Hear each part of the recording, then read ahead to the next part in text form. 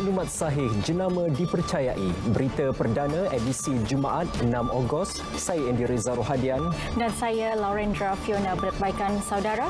Berikut paparan utama malam ini. 31 ahli Parlimen BN umum pendirian kekal bersama Kerajaan Perikatan Nasional.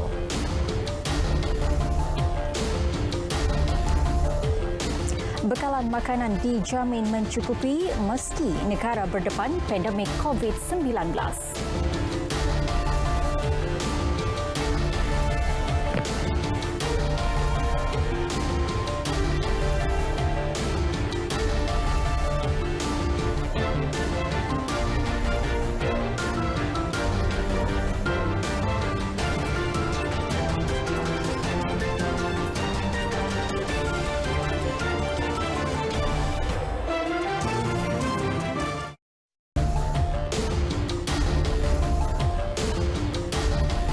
Assalamualaikum dan salam sejahtera.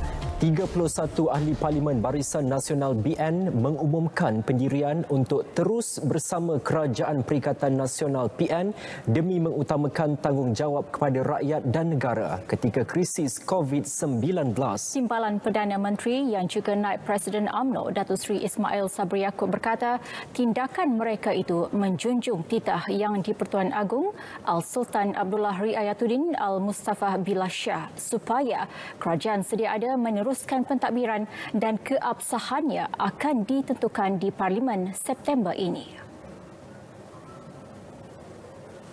Pendirian kami adalah ahli-ahli Parlimen menjunjung kasih dan menjunjung titah Kebawah Duli Yang Maha Mulia Yang di-Pertuan Agong, iaitu memperkenankan supaya kerajaan hari ini meneruskan pentadbirannya dan akan menentukan keabsahan kerajaan hari ini di Parlimen.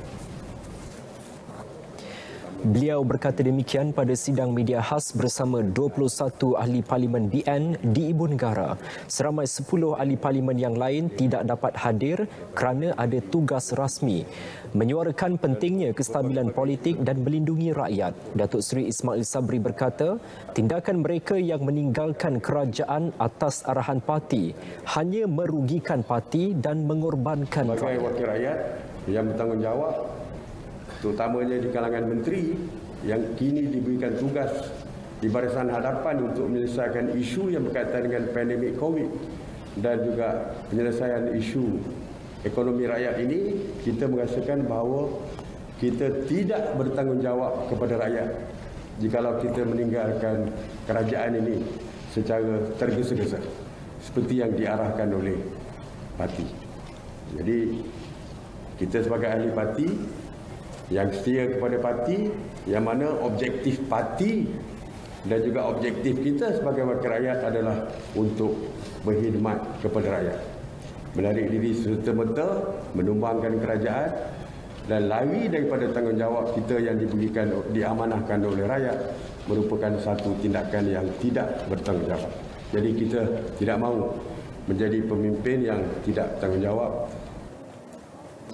Datuk Seri Ismail Sabri turut menegaskan semua ahli Parlimen perlu memberikan tumpuan untuk membantu kerajaan menyelesaikan isu berkaitan penularan wabak COVID-19 termasuk kesusahan yang dihadapi rakyat. Mengulas kenyataan Presiden UMNO Datuk Seri Dr. Ahmad Zahid Hamidi yang mahu menghantar senarai nama ahli Parlimen yang tidak menyokong kerajaan kepada Yang di-Pertuan Agong. Beliau berkata tindakan itu bertentangan dengan titah Seri Paduka supaya semua isu berkaitan kerajaan diselesaikan di Parlimen. Sementara itu, Perdana Menteri Tan Sri Muhyiddin Yassin merakamkan setinggi-tinggi penghargaan kepada 31 ahli Parlimen BN yang terus memberi sokongan kepada Kerajaan Perikatan Nasional pimpinan beliau. Menerusi satu kenyataan, Tan Sri Muhyiddin berharap pendirian itu dapat menghentikan polemik politik yang sedang berlaku, sekaligus membolehkan beliau memberi sepenuh perhatian terhadap usaha menangani COVID-19, mempercepat proses vaksinasi inflasi dan memulihkan ekonomi negara. Tan Sri Muhyiddin turut berterima kasih atas pendirian Ahli Parlimen BN itu yang bersetuju keabsahan beliau sebagai Perdana Menteri ditentukan di Parlimen pada September dalam usul undi percaya dan bukan melalui kaedah lain. Jelas Perdana Menteri, pendirian itu selaras dengan titah perkenan yang di-Pertuan Agong yang disampaikan kepada beliau semasa sesi menghadap di Istana Negara pada Rabu lalu. Saudara, biarpun sedang mendepani cabaran pandemik COVID-19, bekalan makanan negara ini masih terjamin. Justru Perdana Menteri hari ini menzahirkan penghargaan ke atas komitmen serta usaha para peladang, penternak dan nelayan dalam memastikan kestabilan rantaian aktiviti pengeluaran makanan yang berterusan. Perdana Menteri turut menyatakan pendirian kerajaan bagi membantu golongan berkenaan. Sejumlah RM640 juta diperuntukkan kepada Kementerian Pertanian dan Industri Makanan di bawah pakej rangsangan ekonomi PRE 2020, pakej rangsangan ekonomi Prihatin Rakyat Prihatin dan pakej Jana Semula Ekonomi Negara Penjana. Peruntukan yang disediakan ini adalah bertujuan untuk membantu pengulangan sasar mempergiatkan lagi aktiviti ekonomi demi kelangsungan bekalan makanan negara dan dalam masa yang sama memberikan peluang kepada peladang, penternak dan nelayan memperolehi pendapatan secara berterusan. Perdana Menteri berucap sempena sambutan Hari Peladang, Penternak dan Nelayan ke-46 secara dalam talian.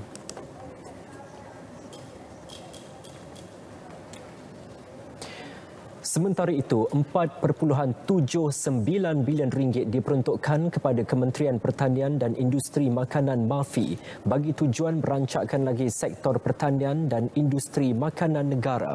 Daripada jumlah itu, RM1.53 bilion dimanfaatkan kepada 300,000 pesawah bagi subsidi dan insentif pengeluaran padi negara. Perdana Menteri berkata kerajaan telah memperkenalkan program Smart Sawah Berskala Besar Smart SBB untuk menghapus atau mengurangkan peranan orang tengah di sepanjang rantaian nilai industri padi dan beras negara selain meningkatkan pendapatan pesawah. Program Smart SBB ini akan membantu negara kita untuk mencapai sasaran tahap sara diri SSL beras sebanyak 75% dalam tempoh RM ke-12. Golongan muda juga diseru agar menyokong usaha kerajaan membawa teknologi moden seperti penggunaan Internet of Things IoT, teknologi pendigitalan, teknologi mekanisasi dan otomasi dalam sektor agro makanan di era IR 4.0 ini. Ini sekaligus dapat melonjakkan sektor tersebut ke satu dimensi yang lebih efektif dan berdaya saing serta mampu memberi pulangan lumayan kepada golongan sasaran. Sebanyak 23.16 juta dos vaksin COVID-19 telah diberikan setakat semalam. Daripada jumlah itu, seramai 7.9 juta orang telah melengkapkan dos kedua. Dari segi peratusan pula, 46.4% daripada populasi negara telah mendapat dos pertama, manakala 24.5% sudah melengkapkan dos kedua. Dan sebanyak 514,674 dos vaksin telah diberikan semalam. Berikut data harian vaksinasi di Malaysia mengikut negeri.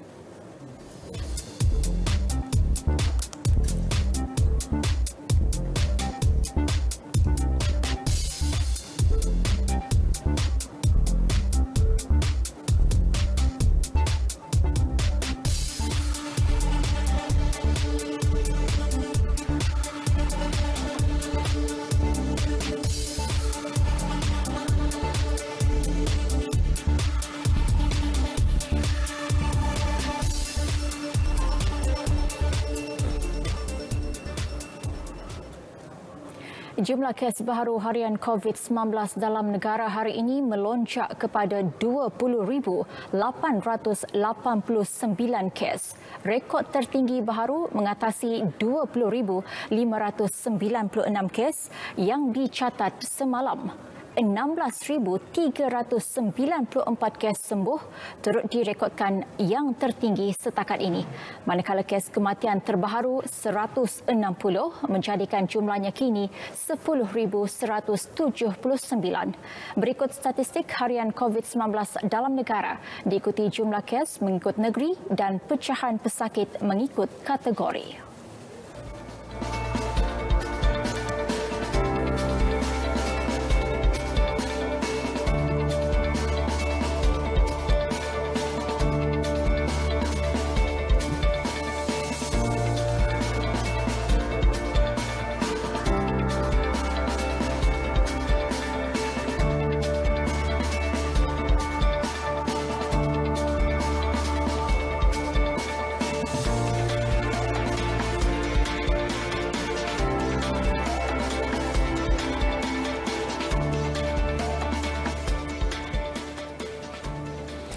Majikan digesa menyediakan akses kesihatan yang sewajarnya kepada pekerja seperti perkhidmatan klinik panel sebagai langkah pengesanan awal sekiranya wujud kes jangkitan COVID-19 dalam kalangan pekerja. Timbalan Ketua Pengarah Kesihatan Awam Datuk Dr. Chong Chi Kiong berkata, penularan jangkitan dalam sektor ekonomi boleh dikurangkan sekiranya ia dikesan lebih awal. All the employees who are symptomatic with signs must be tested. And we are also encouraging the employers to provide access to GP panel clinics for the employees. Because sometimes the employees do not have this large benefit. They have to pay to go to the GP clinics. And because of that, they may delay seeking treatment early. So, if the employers can work together with their employees, if they know that they have symptoms, straight away test them.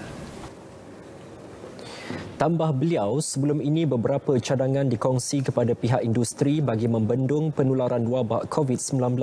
Antaranya, majikan perlu memastikan setiap pekerja mereka divaksinasi secepat mungkin. Majikan juga perlu menyediakan makanan dan minuman mencukupi kepada pekerja yang diisolasi bagi mengelak mereka keluar sendiri mencari makanan sekaligus mendedahkan jangkitan kepada orang lain. Lebih 573,000 pekerja sektor pembuatan telah menerima suntikan dos pertama vaksin COVID-19 setakat 5 Ogos lalu, manakala 87,936 pekerja sektor terbabit telah lengkap 2 dos. Jumlah tersebut menunjukkan pekerja yang menerima vaksin meningkat setiap hari di bawah program imunisasi industri COVID-19 kerjasama awam swasta PIKAS. Alhamdulillah, setakat ini maklum balas yang kami perolehi secara langsung ataupun tidak langsung dari persatuan-persatuan industri, dewan-dewan perniagaan, tempatan dan juga asing adalah agak memberangsangkan dan positif. Ini adalah kerana mereka ini boleh memilih pendekatan PIKAS ini untuk membolehkan pekerja-pekerja mereka diberikan imunisasi ataupun vaksinasi dalam masa yang paling singkat.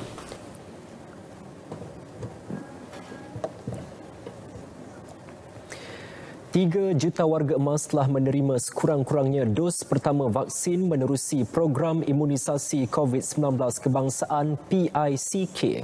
Menteri Pembangunan Wanita, Keluarga dan Masyarakat Datuk Seri Rina Mohamad Harun berkata ini melibatkan 95% daripada 3.155 juta warga emas yang berdaftar di MySejahtera setakat 1 Ogos lalu.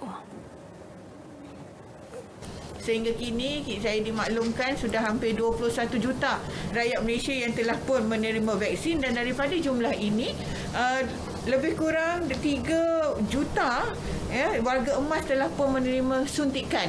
Berdasarkan daripada rekod, warga emas yang mendaftar adalah seramai 3.155 juta orang.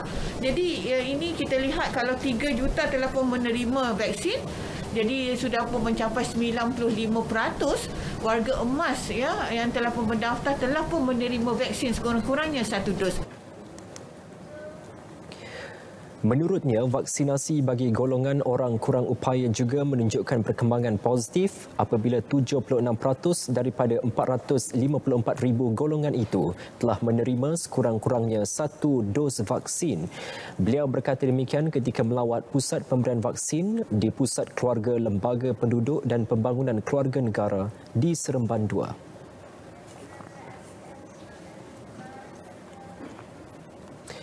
Perdana Menteri hari ini mempengerusikan mesyuarat kedua Majlis Pemulihan Negara MPN. Mesyuarat membincang dan mempertimbangkan pelbagai aspek di dalam Pelan Pemulihan Negara PPN.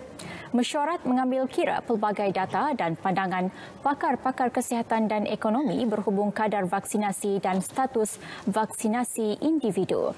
Turut dibincangkan kapasiti ICU dan keperluan untuk sektor perniagaan, terutamanya PKS dibuka semula dengan SOP yang ketat. Mesyuarat kedua MPN turut dihadiri oleh ahli MPN yang terdiri daripada pakar-pakar sektor kesihatan, ekonomi dan sosial. Antaranya Pengerusi Khazanah Research Institute Tan Sri Nur Muhammad Yaakob, Profesor Perubatan dan Penyakit Berjangkit Universiti Malaya, Profesor Datuk Dr. Adiba Kamarul Zaman. Presiden SME Association of Malaysia, Datuk Michael Kang, dan Pengarah Eksekutif dan Ketua Pegawai Eksekutif Kumpulan Air-Asia, Tan Sri Anthony Francis Fernandez. Lebih 4 juta permohonan iCitra diluluskan. Paparannya teruskan bersama dalam Berita Perdana.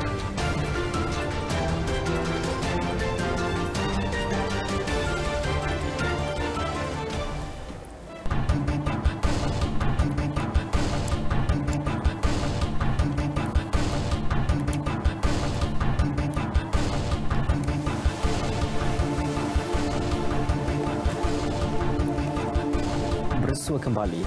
Rizab Antarabangsa Bank Negara Malaysia BNM berjumlah 111.1 bilion dolar Amerika setakat 30 Julai tahun ini.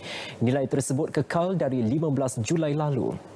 BNM dalam satu kenyataan memaklumkan kedudukan rizab itu memadai untuk membiayai 8.1 bulan import tertangguh dan 1.1 kali jumlah hutang luar negeri jangka pendek. Komponen utama rizab antarabangsa melibatkan rizab mata wang asing berjumlah 103.2 bilion dolar Amerika dan kedudukan rizab tabung kewangan antarabangsa sebanyak 1.4 bilion dolar Amerika.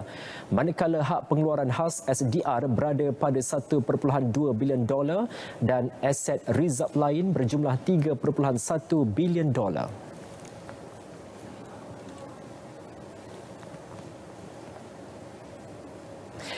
Saudara, 4.57 juta daripada 4.62 juta permohonan iCitra telah diluluskan setakat 4 Ogos tahun ini. Ketua Pegawai Strategik Kumpulan Wang Simpanan Pekerja KWSP, Nur Hisham Husin berkata, 2.3 bilion ringgit pembayaran iCitra telah disalur setakat Rabu lalu. Nilai keseluruhan permohonan iCitra sebanyak 19.3 bilion ringgit. Daripada jumlah itu, 19.1 bilion ringgit sudah diluluskan, manakala baki 200 juta ringgit masih dalam peringkat semakan. So far, we have approved 4.57 million, while another 0.05 million are pending. The reason why it's pending is that we do batch processing on a daily basis. So this is just basically the holdover from yesterday. So far, we rejected only 551 applications, largely due to either not having enough in their accounts, because we have a minimum requirement of 100 ringgit in account one, and also a minimum transaction amount of 50 ringgit. Katanya 62% ahli melakukan pengeluaran iCitra bagi membiayai perbelanjaan harian. Ini berikutan 27% pemohon berdepan pengurangan pendapatan, 19% bagi membantu anggota keluarga yang terjejas, manakala 16% dalam pengangguran jangka panjang. Nur Hisham berkata demikian dalam taklimat media iCitra secara maya. Pelaksanaan program iSinar dan iCitra tidak menjejaskan prestasi dan pelaburan Kumpulan Wang Simpanan Pekerja KWSP buat masa ini. Ketua Pegawai Strategiknya, Nur Hisham Husin berkata, KWSP mempunyai pelan dari segi menguruskan mudah tunai serta aliran tunai. It's not heavily impacting our investment at the moment. We do have a plan in terms of managing the liquidity as well as the cash flow for EPF. Nur Hisham juga menyatakan masih terlalu awal untuk menilai impak ke atas kadar dividen kepada pencarum kerana dividen dipengaruhi prestasi pasaran.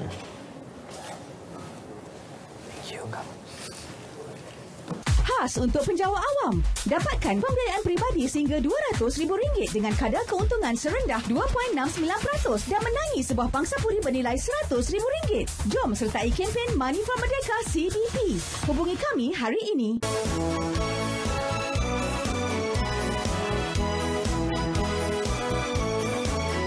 Sempena Bulan Kebangsaan. Saksikan Majlis Pelancaran Bulan Kebangsaan dan Kibar Jalur Gemilang secara langsung 10 pagi di saluran berita RTM dan TV1.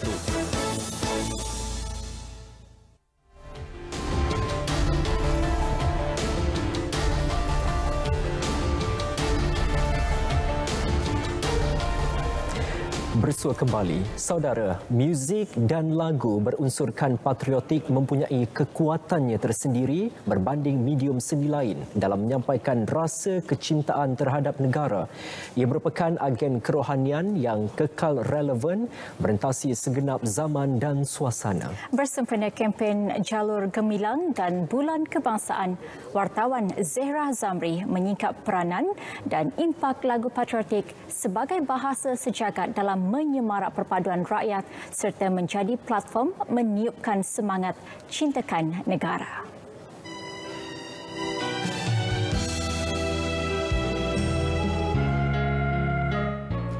Batra Merdeka, inilah barisan kita, Sejahtera Malaysia, Jalur Gemilang, Keranamu Malaysia. Antara deretan lagu patriotik yang tidak asing tatkala tibanya Bulan Kemerdekaan. Setiap kali berkumandang, terasa semangat patriotik itu mengalir dalam jasad dan mampu menggelorakan perasaan sesiapa sahaja dalam meraikan kedatangan 31 Ogos.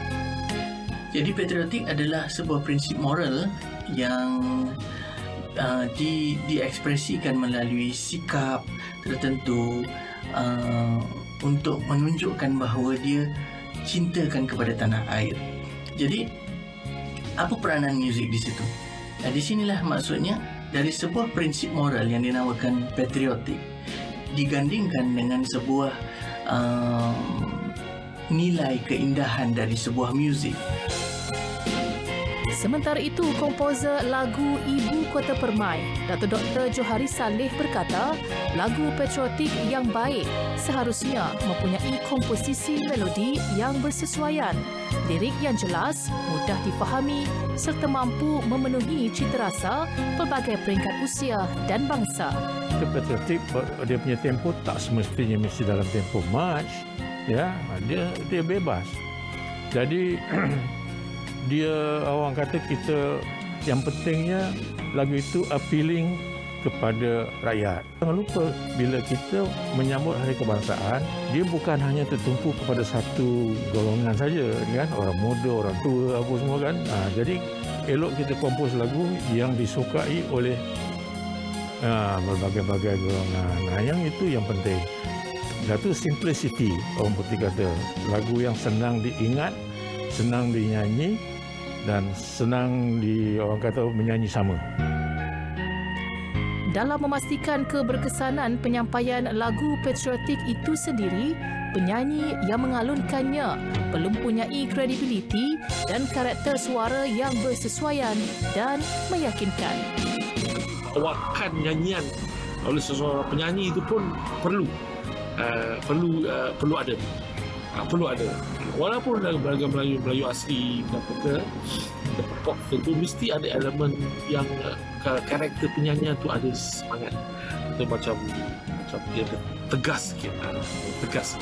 Dan tonasi suara pun, warna suara dia pun perlu untuk lagu-lagu sedemikian. Bagaimanapun, kebanyakan lagu patriotik hari ini dilihat kurang berjaya mendapat tempat di jiwa rakyat dan terasa kurang rempah ratus jiwa patriotisme. Dari masa ke semasa, walaupun kita sudah banyak koleksi lagu-lagu patriotik, tetapi masih lagi belum cukup. Pasal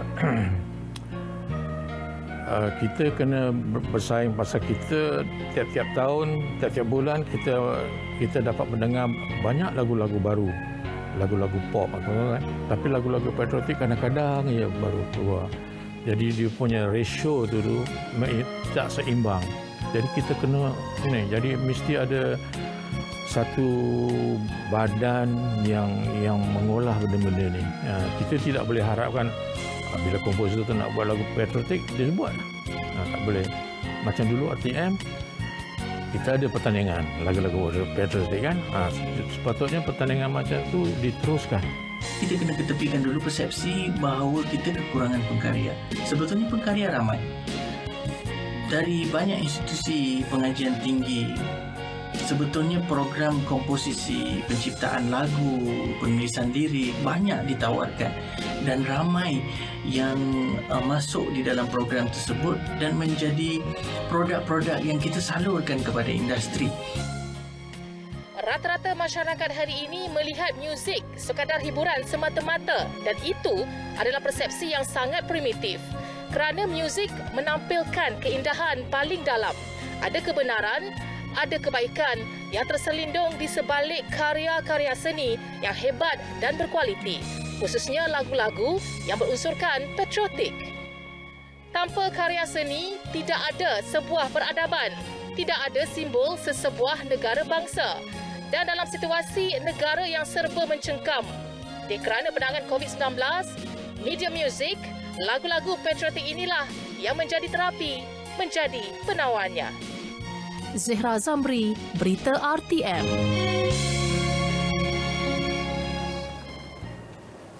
Baik saudara, seterusnya kita ke edisi sukan bersama rakan penyampai Ifah Hazim. Silakan.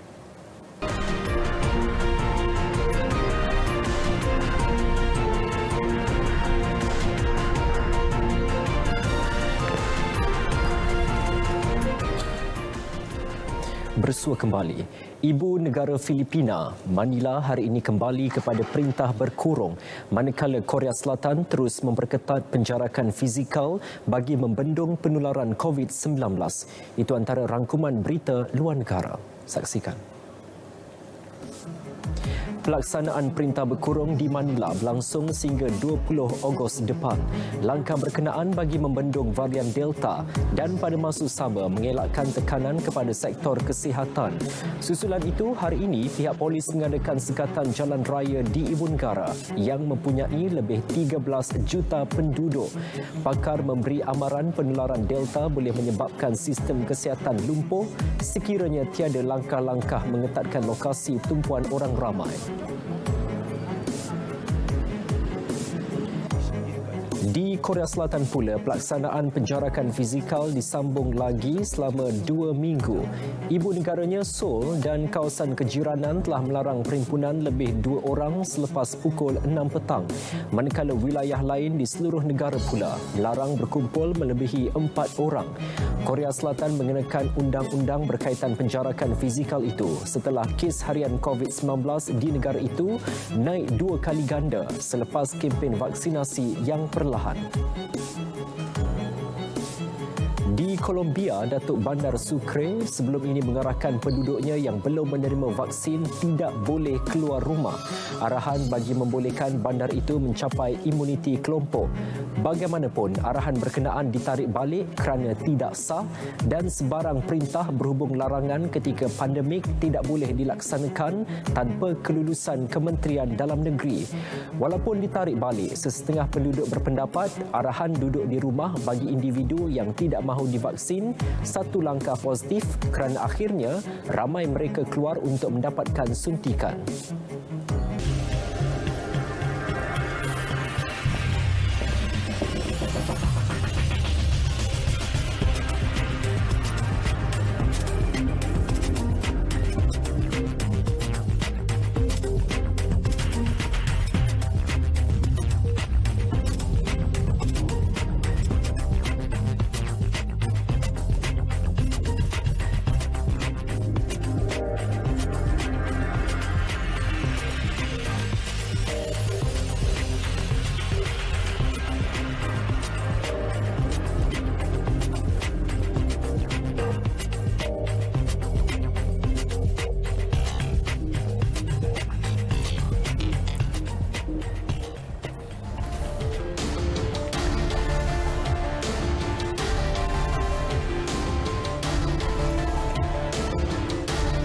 Semangat patriotisme dan nasionalisme bukan sekadar luahan perasaan tetapi menuntut penghayatan setiap warga negara.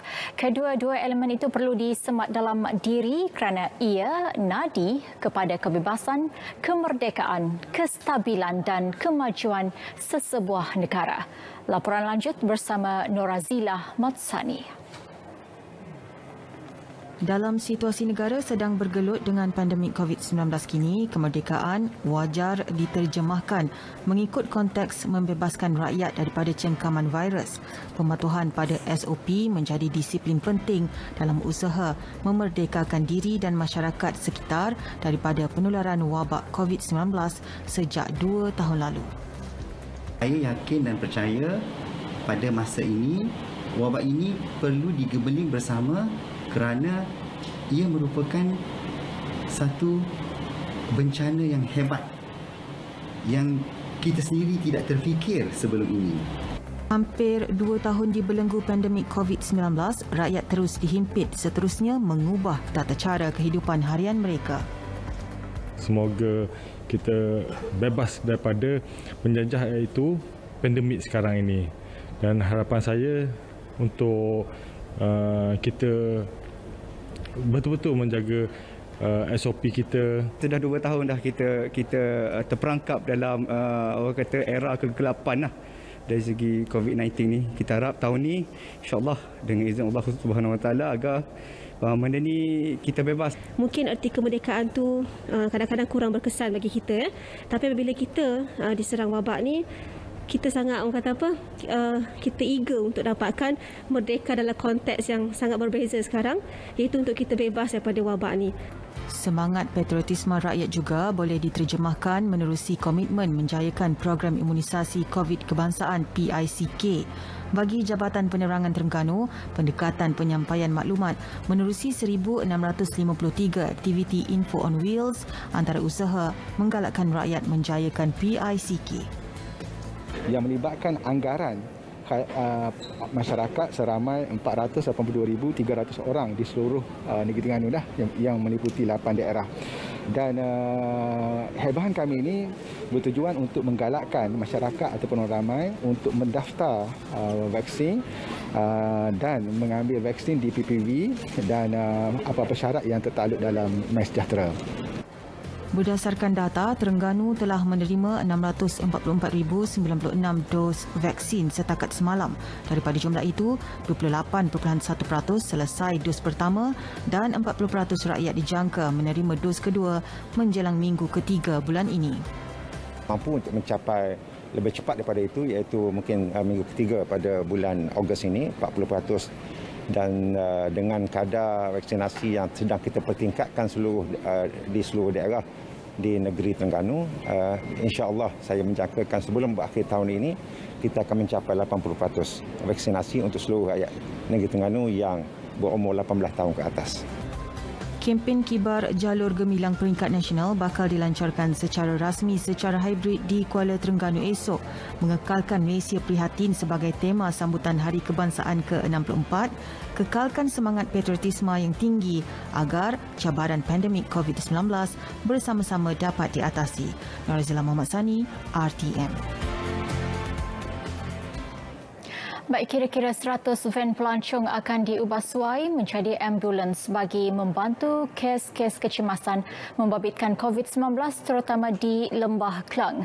Menurut Timbalan Perdana Menteri Datuk Seri Ismail Sabri Yaakob, langkah dirancang di bawah pasukan bertindak khas Greater Klang Valley itu susulan situasi semasa pandemik COVID-19 negara. Inisiatif itu bagi membantu pengusaha van pelancongan yang terkesan akibat kawalan pergerakan ketika ini yang tidak membenarkan aktiviti rentas negeri sehingga menyebabkan industri pelancongan turut terjejas. Akan convertkan van yang biasa menjadi ambulans. Dan kita akan berbincang dengan Kementerian Pelancongan. Kerana kita tahu van-van pelancong untuk pelancong tidak lagi digunakan buat masa kini kerana pelancongan masih lagi belum dibuka sepenuhnya kerana tidak ada kebenaran, kerana masih lagi kerana tiada rentas negeri dan sebagainya, jadi pelancongan agak terkesan begitu teruk. Langkah berkenaan juga susulan aduan kelewatan ambulans untuk mengambil pesakit di rumah yang mengalami situasi seperti sesak nafas dan memerlukan rawatan segera. Beliau berkata demikian selepas mengadakan lawatan kerja ke PKRC Maibs Serdang. Kementerian Pertanian dan Industri Makanan MAFI akan memperkenalkan program vaksinasi Barisan Hadapan Industri Agro Makanan IVAC dalam tempoh terdekat. Menerusi pelaksanaan program itu, Menterinya Datuk Seri Dr. Ronald Kiandi mencangkakan kesemua pekerja dan individu terlibat dalam sektor itu akan lengkap divaksinasi menjelang November 2021. Jelasnya, usaha itu mampu melindungi kesejahteraan pekerja sekaligus membantu mempercepat pemulihan ekonomi serta rantaian nilai makanan di Malaysia. Inisiatif dengan kerjasama MOSTI dan COVID-19 Imunisasi Task Force CITF ini akan dilaksanakan dalam masa terdekat ini. Program IVAC ini akan melibatkan semua jabatan dan agensi di bawah MAFI di peringkat persekutuan, negeri dan daerah, termasuk PPK dan PNK. Beliau berucap sempena sambutan Hari Peladang, Penternak dan Nelayan ke-46 secara maya.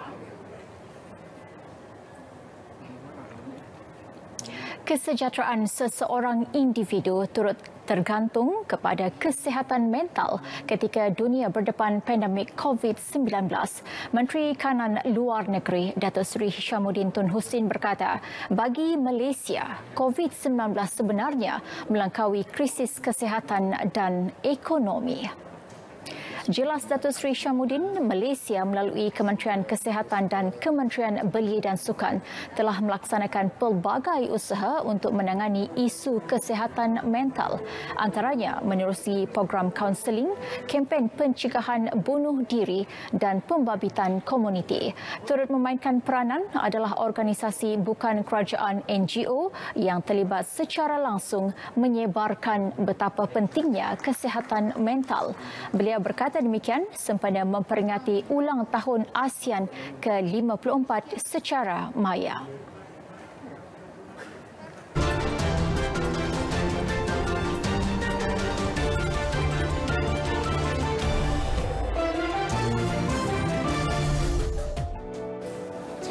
Panda tertua di dunia, An-An menyambut ulang tahun kelahirannya yang ke-35 akhir bulan lalu. Secara purata, jangka hayat panda adalah 20 tahun. Namun dengan pengawasan manusia, usianya lebih panjang. Usia An-An dianggap sangat tua, sama seperti manusia berusia 105 tahun. Bagi sambutan hari lahirnya, pasukan penjaganya bekerjasama dengan jenama aiskrim Häagen-Dazs untuk menghasilkan kek istimewa. Menu istimewa itu mengandungi pelbagai bahan kegemaran seperti bulo, ubi dan apple. Hari bersejarah ini turut diraikan bersama dua lagi panda yang tinggal bersamanya, Li dan Ying. Sepasang suami isteri terpaksa membelanjakan $12,000 Amerika atau hampir RM51,000 untuk mengalihkan kira-kira 450,000 ekor lebah yang bersarang di dalam dinding rumah mereka. Sarah Weaver berkata, dia dan suami membeli rumah ladang itu tanpa menyedari kehadiran lebah berkenaan. Ini kerana lebah biasanya tidak aktif pada musim sejuk. Namun keadaan berubah ketika musim bunga. Penjaga lebah yang diupah untuk mengalihkan kawanan lebah itu memaklumkan terdapat 450,000 ekor lebah mendiami 3 sarang di dalam dinding rumah terbabit sejak 35 tahun lalu. Bergu wanita Cina yang meraih pingat perak pada Tamasya Sukan Olimpik Tokyo menjadi tumpuan hangat kerana sering melontarkan perkataan yang kurang sopan di gelanggang. Insiden berlaku beberapa kali ketika perlawanan menentang pasukan Korea Selatan. Perbuatan mereka mendapat kritikan keras media Korea Selatan. Persatuan Badminton Korea Selatan turut membuat aduan kepada Jawatan Kuasa Olimpik Antarabangsa mengenai perkara tersebut. Bagaimanapun, ada netizen yang menganggapnya sebagai lucu. Dalam reaksinya, Ching Chen berkata, apa yang dilakukannya hanya untuk membangkitkan semangat.